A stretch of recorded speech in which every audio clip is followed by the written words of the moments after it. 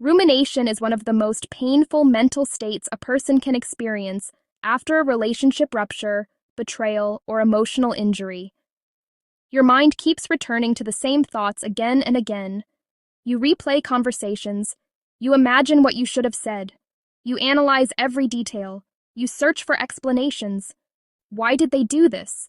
What did I miss? Was it real? Did they ever care? Even when you want to move on, the mind keeps circling back. This is rumination. Many people believe rumination means they are weak, obsessive, or unable to control their thoughts. But rumination is not a character flaw. It is a psychological response to unresolved emotional injury. And at the center of rumination is something very specific. The nervous system is waiting for repair. When someone hurts us, especially someone we trusted or felt emotionally bonded to, the brain expects that the rupture will eventually be repaired. In healthy relationships, this is what usually happens. Conflict occurs. Someone takes responsibility. There is accountability. There is acknowledgement of the pain caused. There is repair. This repair process helps the nervous system complete the emotional cycle. But when someone leaves, denies responsibility, disappears, or refuses to acknowledge the harm they caused, the cycle remains open. The brain is left holding an unfinished emotional experience, and the mind begins searching for answers. Rumination is often the mind's attempt to create closure where none was given. It is the brain trying to solve an emotional puzzle that was never explained. The mind keeps asking the same questions because it believes that if it finds the right answer, the pain will finally resolve. But the problem is that many relationship wounds do not have satisfying answers. Sometimes people hurt others because of their own unresolved trauma. Sometimes they lack emotional maturity. Sometimes they avoid responsibility because facing it would activate shame. And sometimes people simply do not have the capacity for self-reflection. In these situations, the closure the mind is searching for will never come from the person who caused the injury. Yet the nervous system keeps waiting. This waiting is deeply connected to attachment. Human beings are wired for connection. When an emotional bond forms, the brain does not easily accept sudden separation or unresolved rupture. The attachment system activates, trying to restore connection or understanding. This is why rumination often feels compulsive. The mind is not just thinking, it is trying to repair the attachment. But there is a painful paradox. The very person the nervous system is waiting for may be the one who is incapable of providing the repair that would allow healing to happen. This creates an internal loop. The mind keeps returning to the past because the emotional experience was never completed. Many people who struggle with rumination are also waiting for something deeper than answers. They are waiting for validation. They want the person who hurt them to acknowledge the pain, to say, "I understand what I did. I see how it affected you. I'm sorry." Those words have the power to regulate the nervous system. They signal that the injury has been recognized, that the emotional reality of the hurt person matters. But when that acknowledgement never comes, the nervous system remains in a state of unfinished emotional activation. This is why letting go can feel impossible. The mind believes letting go means abandoning the search for justice, understanding, or repair. But healing does not require abandoning yourself. It requires shifting where you seek closure. Because closure rarely comes from the person who created the wound. It comes from within. This does not mean pretending the pain did not happen. It means acknowledging the reality of the experience without waiting for the other person to validate it. Closure begins with recognizing what actually occurred. Instead of asking endlessly why the other person behaved the way they did, the focus shifts to what their behavior revealed. Did their actions show emotional availability or avoidance? Did they take responsibility for their impact, or did they minimize and deny? Did they show care through consistent behavior, or only through words? Behavior tells a story. Often, the answers the mind keeps searching for are already present in what the person showed through their actions. But rumination tends to focus on possibility instead of reality. It asks questions like, What if they change? What if they come back? What if they misunderstood? These questions keep the emotional door open, and as long as the door remains open, the nervous system stays in a waiting state. Another reason rumination persists is because the mind is trying to protect the sense of meaning attached to the relationship.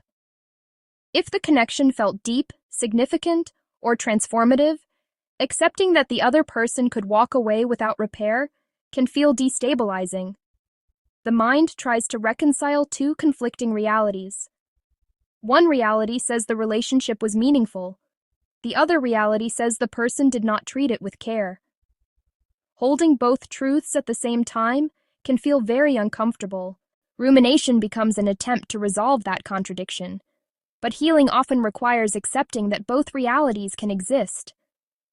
A connection may have felt meaningful to you, and the other person may still have lacked the capacity to sustain it. These two things can coexist. Accepting this does not invalidate the emotions you experienced. It simply acknowledges the limits of the other person's capacity. One of the most important steps in ending rumination is recognizing that closure is an internal process. Closure means allowing the nervous system to complete the emotional cycle without waiting for external validation. This can involve several internal shifts. The first is allowing yourself to feel the emotions that rumination is trying to avoid. Rumination often disguises deeper emotions. Instead of feeling grief, the mind analyzes. Instead of feeling anger, the mind searches for explanations. Instead of feeling abandonment, the mind tries to solve the situation. But when the analytical loop slows down, the underlying emotions begin to surface. Grief for what was lost, anger for what was unfair, sadness for the connection that could not continue. Allowing these emotions to exist without suppressing them helps the nervous system gradually process the experience. Another step in creating internal closure is reclaiming your own narrative. When someone leaves without explanation or accountability, it can create confusion about what the relationship actually meant. The mind may start questioning itself. Was I too much? Did I misunderstand everything? Was the connection even real? But the absence of explanation from another person does not mean your experience was invalid. Your emotions were real. Your investment was real. Your perception of the connection was real from your side. The other person's inability to sustain the relationship does not erase the authenticity of what you felt. Internal closure involves recognizing this truth without needing the other person to confirm it. Another powerful shift occurs when attention returns to the present instead of the past. Rumination pulls the mind backward. It revisits old conversations, old memories, old moments. But healing happens in the present moment. The present moment is where new experiences, new relationships, and new possibilities emerge. When attention gradually moves back into the present, the past begins to lose its emotional intensity. This does not happen instantly. The brain's habit of revisiting unresolved experiences can be strong. But each time attention is gently redirected toward the present, the rumination cycle weakens. Over time, something changes. The questions that once felt urgent become less compelling. The mind no longer needs to solve the past, because the nervous system no longer depends on it for emotional resolution. Another important aspect of healing from rumination is recognizing your own capacity for repair. Many people believe that repair must come from the person who caused the injury, but emotional repair can also occur internally. It happens when you validate your own experience, when you acknowledge the pain without minimizing it, when you treat yourself with the compassion you wish the other person had shown. Self-compassion is not a superficial concept. It has powerful physiological effects. When people respond to their own pain with understanding instead of self-blame, the nervous system shifts toward regulation. The emotional intensity begins to soften. The mind no longer needs to fight for recognition, because recognition has already been given internally. Rumination eventually fades when the nervous system realizes something important. The repair it was waiting for has already begun, not through the other person, but through your own awareness, understanding, and emotional presence. And when that realization settles in, the mind gradually releases its grip on the past. Not because the experience no longer matters, but because your healing no longer depends on someone who could not provide what was needed. Letting go does not mean forgetting. It means recognizing that the chapter has already given you the information it was meant to reveal, and the rest of your life does not need to remain paused while waiting for someone else to finish the story.